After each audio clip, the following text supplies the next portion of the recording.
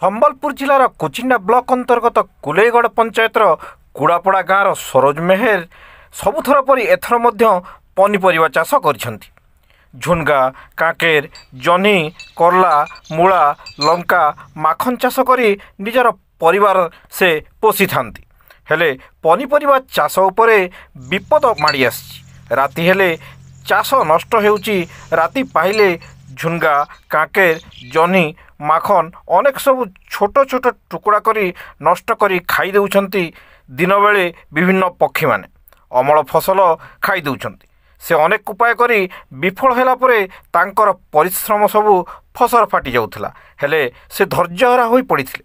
ଚାଷ ଜମିର ଚାରିଆଡ଼େ ବାଡ଼, ବଡ଼ ବଡ଼ ଗାଈ ଗୋରୁ, ଛେଳିରୁ ଫସଲକୁ ରକ୍ଷା କରିଥିଲେ। ହେଁ ରାତିରେ ନେଉଳ ମୂଷା ଓ ପକ୍ଷୀମାନଙ୍କ ପାଇଁ କୌଣସି ବାଡ଼ ଉପାୟ କରିନଥିଲେ। ଦିନକୁ ଦିନ ଫସଲ ନଷ୍ଟ କରିଚାଲିଥିଲେ ପକ୍ଷୀମାନେ। ଏହି ସମୟରେ କେମିତି କଲେ ଫସଲ ତାଙ୍କ ଦାଉରୁ ରକ୍ଷା କରିହେବ ସେଭଳି ଚିନ୍ତା କରି ବୋତଲ ସହିତ ଲୁହା କଣ୍ଟା ଖଣ୍ଡେ ବାନ୍ଧି ପବନ ବହିଲେ ବାଡ଼େଇ ହୋଇ ଶବ୍ଦ ସୃଷ୍ଟି ହେଲେ ଶବ୍ଦ ଶୁଣି କୌଣସି ଜୀବଜନ୍ତୁ କି ପକ୍ଷୀ ଆସିବେ ନାହିଁ ବୋଲି ଚିନ୍ତା କରିଥିଲେ ସରୋଜ। ଚାଷ ଜମିର ଚାରିଆଡ଼େ ବଡ଼ ବଡ଼ ଖମ୍ବ ଗାଡ଼ି, ସେହି ଖମ୍ବମାନଙ୍କରେ 2ଟି ଲେଖା ବୋତଲ ଝୁଲେଇ ଲୁହା କଣ୍ଟା ଖଣ୍ଡେ ବାନ୍ଧି ତଳେ ଗୁଡ଼ି ପରି ଉଡ଼ୁଥିବା ମୋଟା ସୂତା ସହିତ ଝୁଲୁଥିବା ପବନ ଉଡ଼ିଲେ ବୋତଲରେ ବାଡ଼େଇ ହୋଇ ଶବ୍ଦ କରୁଛି। ତାଦ୍ୱାରା ରାତିରେ ଦିନରେ କୌଣସି ଜୀବଜନ୍ତୁ କିମ୍ବା ପକ୍ଷୀ ଫସଲ ନଷ୍ଟ କରୁନାହାନ୍ତି। ଏମିତି ବଗିଚାର ଚାରିଆଡ଼େ କରାଯାଇଛି। ଏହି କାର୍ଯ୍ୟରେ ତାଙ୍କ ବାପା ଧନୁର୍ଜ ମେହେର, ସନାତନ ପ୍ରଧାନ ସହଯୋଗ କରିଥିବା ସରୋଜ କହନ୍ତି। ଆଗରୁ ପକ୍ଷୀମାନଙ୍କୁ ଜଳଦାନ ଦେଇ ସମାଜ ପାଇଁ ଏକ ଉଦାହରଣ ପାଲଟିଥିଲେ ସରୋଜ। ଏବେ ପୁଣି ଥରେ କାଚ ବୋତଲରେ ଶବ୍ଦ ସୃଷ୍ଟି କରି ଜୀବଜନ୍ତୁ ପକ୍ଷୀମାନଙ୍କୁ ଫସଲ ନଷ୍ଟ କରିବାରୁ ଦୂରେଇ ରଖିବାରେ ସରୋଜ ସଫଳ ହୋଇଛନ୍ତି। ଆଜ୍ଞା ନମସ୍କାର, ମୋ ନାଁ ସରୋଜ ମେହେର ଆଉ ମୋର ଘର ହେଉଛି କୁଡ଼ାପଡ଼ା। ସାର୍, ଆମେ ବୋତଲର ବ୍ୟବସ୍ଥା ଏଥିପାଇଁ କରିଛୁ କି ଆମେ ଯେଉଁ ଚାଷ କରିଛୁ ଝୁଣଗା ଚାଷ, ସେଥିରେ ଆମର ନେଉଲ ମୂଷାମାନେ ଆସିଯାଉଛନ୍ତି ରାତିରେ ଆଉ ସବୁ ଝୁଣଗାରା କାଟି ଦେଉଛନ୍ତି, କାକେର କାଟି ଦେଉଛନ୍ତି, ଜହ୍ନି କାଟି ଦେଉଛନ୍ତି। ସେଥିପାଇଁ ଆମେ ବୋତଲର ବ୍ୟବସ୍ଥା କରିଛୁ। କାହିଁକି ନା ରାତିରେ ତ ଆମେ କୌଣସି ବ୍ୟବସ୍ଥା ନାହିଁ ତାଙ୍କୁ ଆମେ ରୋକିବା ପାଇଁ। ତେଣୁକରି ଆମେ ବୋତଲ ସିଷ୍ଟମ୍ କରିଛୁ। 2ଟା ବୋତଲ ନେଇଛୁ। ଯେଉଁ ବୋତଲରେ ଗୋଟେ ଲୁହା କଣ୍ଟା ଲଗା ହେଇଛି ଆଉ ତଳେ ଗୋଟେ ଆମେ ପେପରଟେ ଦିଆଯାଇଛି। ସେ ପେପର ଯେତେବେଳେ ପବନରେ ବହିଲା ମାତ୍ର ସେଥିରେ ବାଡ଼େଇ ହେଉଛି। ବାଡ଼େଇ ହେଲା ପରେ ଶବ୍ଦ ହେଉଛି। ତ ଶବ୍ଦ ହେଲା ପରେ ପକ୍ଷୀ ହେଉ କିମ୍ବା ଆମର ନେଉଲ ମୂଷାମୂଷି ଯେଉଁମାନେ ଆସୁଛନ୍ତି ଖାଇବା ପାଇଁ, ସେମାନେ ଆଉ ଆସିପାରୁନାହାନ୍ତି। ଗୋଟେ ଭୟ ସୃଷ୍ଟି ହେଉଛି।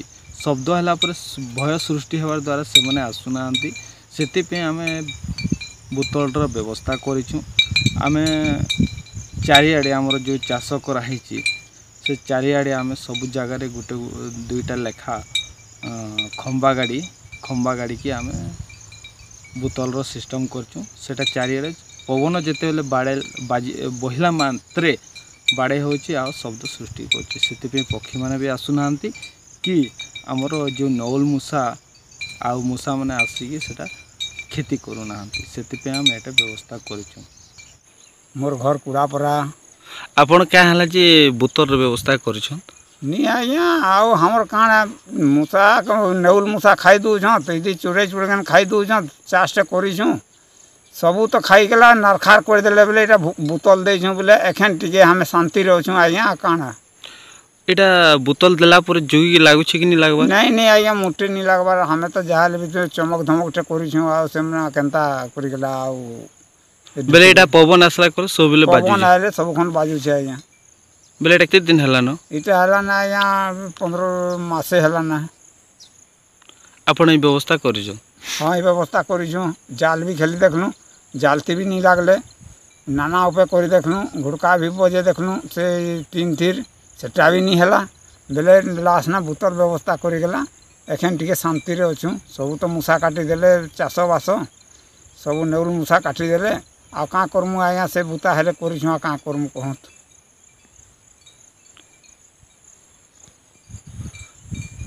ई काम करवार थी किसी खर्चा आसूची कि आया खर्चा तो आसूचे भी नहीं आसबार इटा सब तो सर्वनाश करगला का मूसा तो काटी छुपी गला नरकार करदेले आ काଣା आज्ञा नहीं बोतल जेन लगे से किसी खर्चा आसूची कि आपणकर खर्चा होइछे कि किछि खर्चा तो होई जे भी नहीं होई सेटा हमर धरू तो आम एकड़े 2 एकड़ जगह कर देलु 2 एकड़ जगह नु एसुर एकड़े जगह कर मूसा ढैसा काटिगला खार करदेले हमर तो आ काଣା इटा तो गरीब लोग चाषबास करूँ आउ काଣା करमु इथि हिसाब रे बलांगीर सब कलेक्टर जन व्यवस्था जन करा है सब कलेक्टर लेखे अनुसार हमको ये कागज पत्र पेपर द्वारा सब पठे।